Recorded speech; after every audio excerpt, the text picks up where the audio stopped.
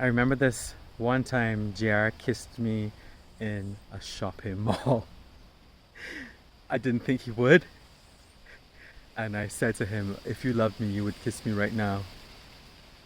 And he did. Was he the love of my life? This is how we met. I was with someone I was seeing. I'd arrived in Brazil, and it was just so good to not be in Barbados because of the freedom. I was at the supermarket, saw some guys with plucked eyebrows, went up to them, and I was like, where's the party tonight? This was maybe 2 days after I arrived in Brasilia. And they said, come with us. And I went to their place. They got ready. One was actually a drag performer at this club called the garaging. And I went with them and I met this guy. He was from Bahia and didn't mind that I had dreadlocks. I ended up on stage that night actually. I don't want to stray too much from the topic, but at that time I spoke no Portuguese. And I remember they had that baking pan for the pineapple upside down cake, you know, the one with the thing in the middle. And I won that because I just answered a couple of questions and I couldn't understand why they were giving me this thing. And she took it from me and pretended to do fellatio on it.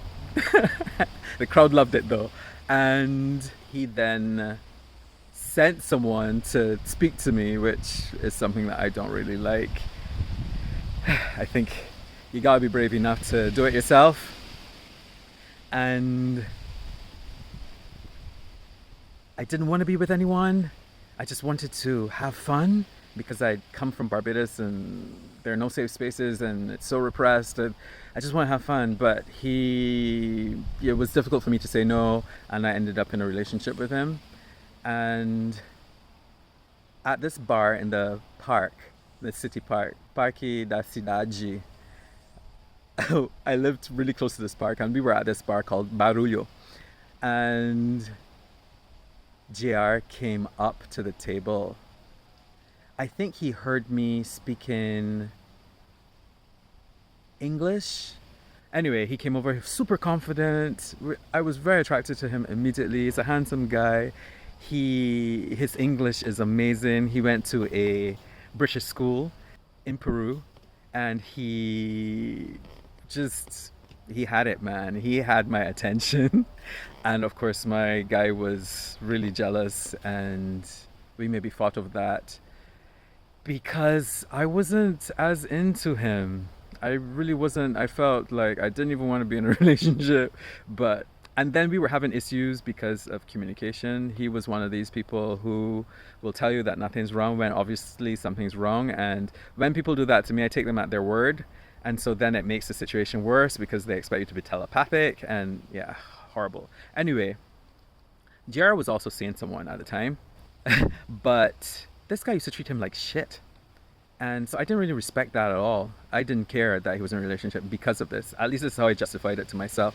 Because he would like insult him in front of people, and once he told him that my Portuguese was better than his, which is obviously not true. I mean, he's a Spanish speaker. His Portuguese was amazing. His English was amazing. Anyway, that turned into the affair, which was, I do not remember the first time it happened, but we ended up being together. But he was a player. He wasn't only with me, he was with other people.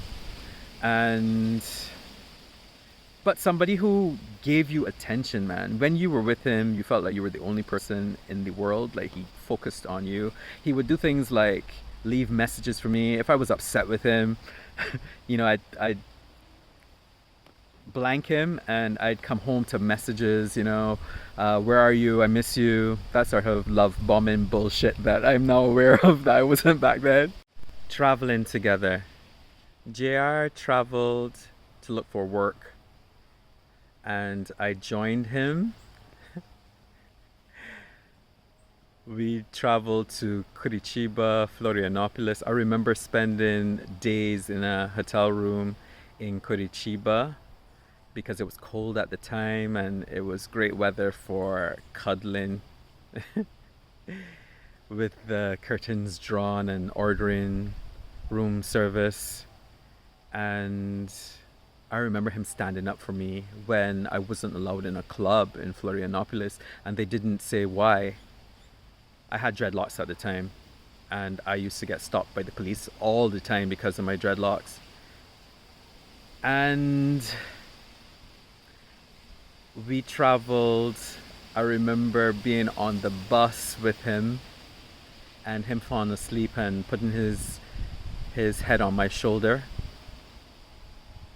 and people in the bus looking at us real nasty. But he didn't care. I think it may have been a bit of that, not being from there sort of feeling, but maybe not, because by then he was well integrated into Brazilian society.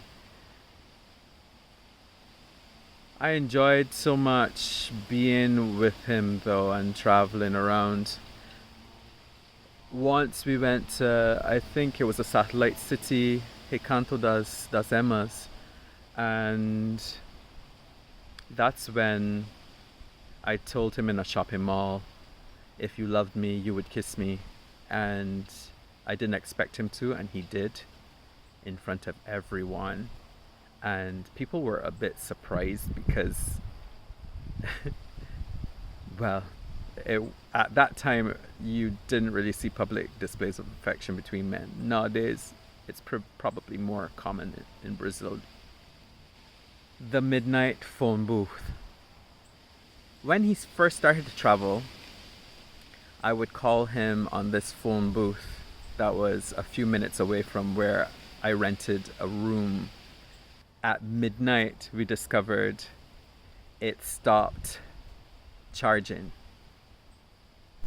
And so no credits would leave my card from midnight. And so we would meet then for weeks at midnight. At me at this phone booth, him at another phone booth, but for some reason it just stopped charging us and at midnight. And that's one romantic thing, and I'm not much for romance, but that's something that makes me feel all tingly in my giblets.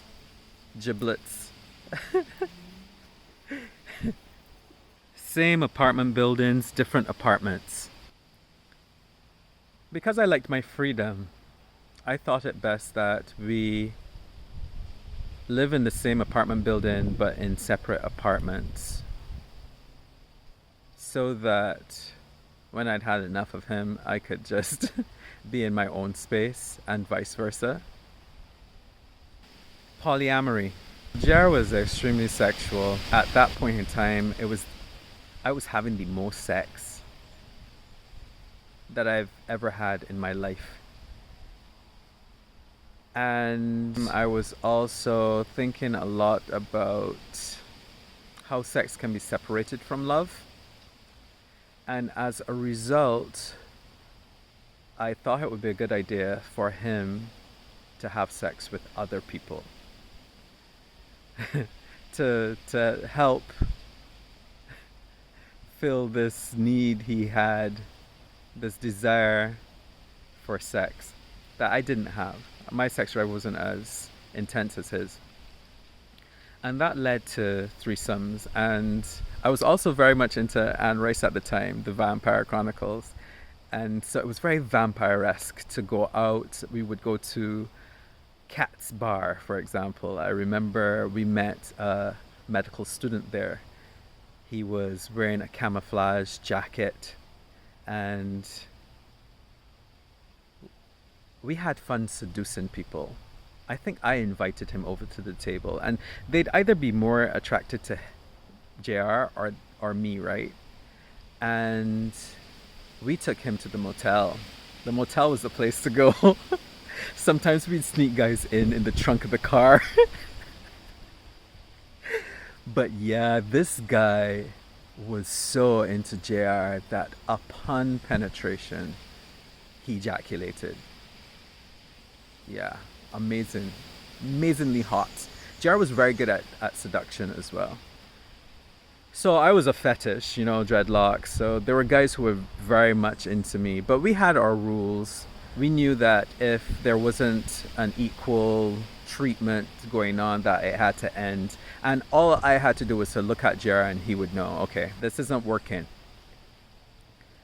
So there were many people. Another really interesting one was we were driving along and saw